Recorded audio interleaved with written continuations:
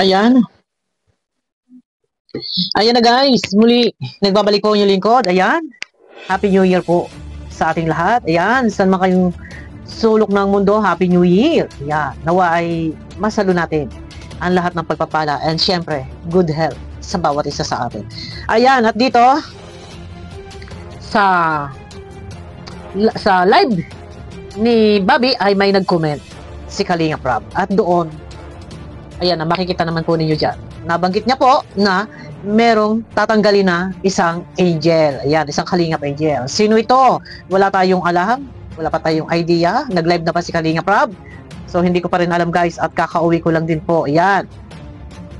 So, ito na. Tatanggalin ang isang Kalingap angels. Ano ang kadahilanan?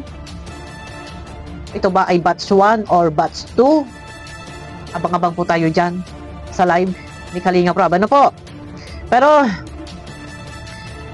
kung tatanggalin, siyempre, may kadahilanan yan. Bakit magtatanggal? Maaaring merong nilabag na rules or maaaring hindi deserve maging Kalingap angels. Ganun lang.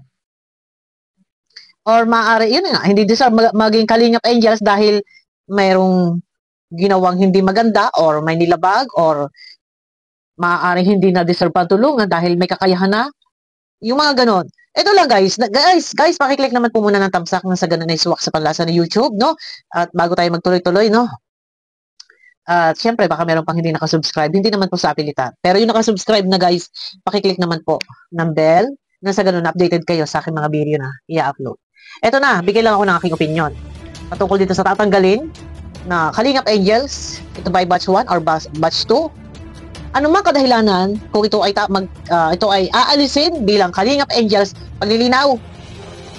Hindi porket inalis as Kalingap angels ay hindi natutulungan, beneficiary pa rin. Ayon doon kay Bobby TV. And yun din daw po yung sabi ni Kalinga Prab. Aalisin bilang Kalingap angels pero beneficiary pa din. Ayan. Hindi lang siguro pasok doon sa ano yung criteria as para maging Kalingap angels, baka hindi na lang siya doon na pasok, no? Eto na. Para sa akin, marami ang Kalingap angels, marami na rin ang nawala na sa Kalingap angels, hindi na Kalingap angels. May mga kadahilanan kung bakit yung iba ay hindi na Kalingap angels. So, yung iba, kumbaga, eto na. Mahirap tayo magsalita ng diretso, no? Baka mapasama tayo. Ang aking masasabi, kapag ang isang Kalingap angels ay nakikitaan natin, unang-una, pasaway, na ando na yung lumalabag do sa panuntunan, sa rules, or hindi napasok do sa criteria, kung may nakikitang hindi maganda, at sa alam natin ito ay pagmumulan ng pangbabas or kung ano man ang magkakaroon ng mga issue, anumang mga kadahilanan na ito ay talaga hindi nararapat na manatili bilang Kalingap angels, para sa akin, tanggalin. Dahil yun nga, sabi ni Kalingap Prab, magtatanggal ng Kalingap angels. Sino ang tatanggalin? And ano ang dahilan? Pero yun na nga, ito ay napapag-usapan lang. No, opinion ko lang. Kapag ang isang Kalingap angels, ika nga ay nakikitaan ng hindi maganda or may pag-uugali or ano pa man niya, para sa akin, alisin na lang. Pero mapalad, maswerte ang mga Kalingap angels na ito ay natutukan at nabigyan ng tsansa ng pagkakataon na ito ay nagkaroon ng love team. Mapalad sila dahil siksik-liglig, umaapaw yung blessings, kaya sana ay huwag sirain, no? Pakaingatan ang tiwala at ang pagkakataong ibinibigay sa inyo ng Kalingap, lalo-lalo na ni Kalinga Prab, ay inyong pakaingatan.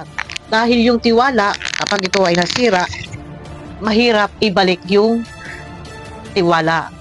Kaya, sa iba, hanggat kayo na andyan na tinututukan, pagbutihin at kung maaari, maiwasan ano man yung mga kayo ay mabubutasan. Dahil hindi natin masasabi yung panahon, no? And eto na nga, sobra ding daming nakaka-stress na. May mga toxic fanatic, may mga issue, no? Pero sasabihin lang na ang issue daw ay nagmumula sa reactor. Hindi po. Sa totoo lang.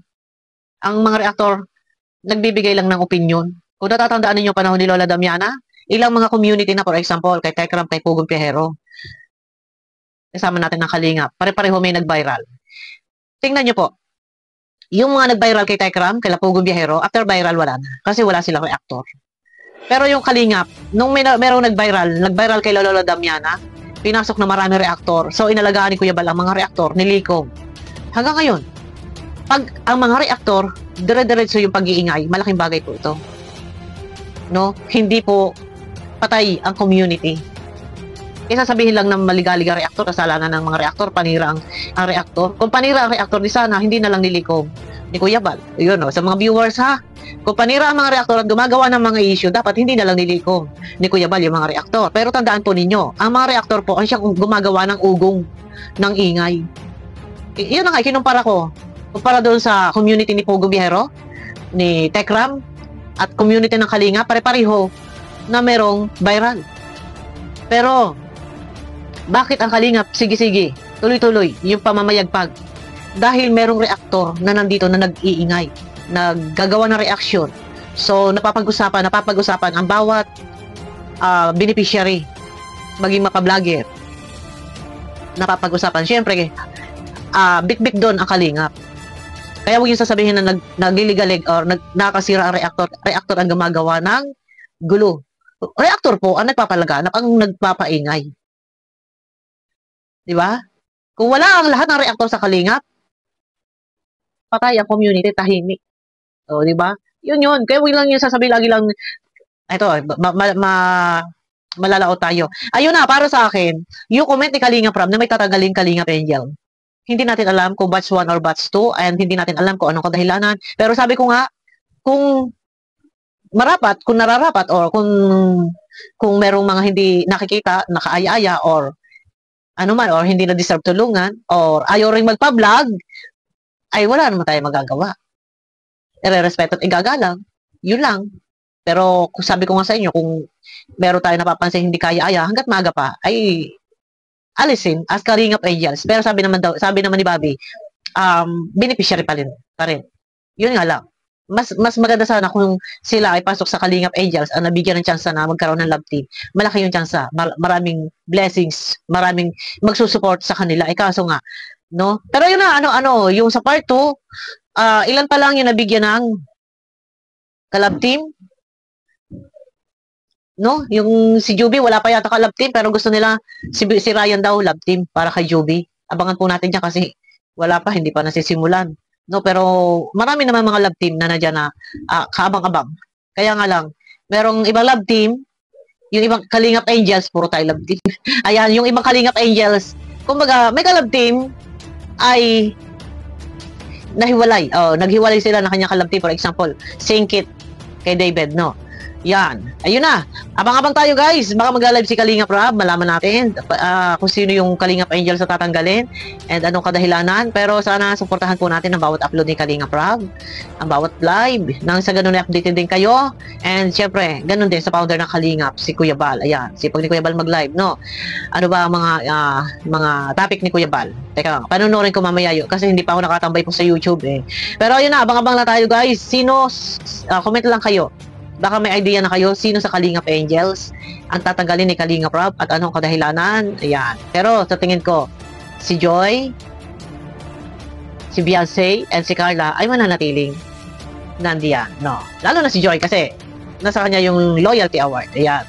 Mananatili yung tatlong yan. At yung iba pa. No. Yun na. Guys, abangan nyo ako sa aking next video. Pakiclick naman po ng thumbs up nang sa ganun ay suwak sa panlasa ni YouTube.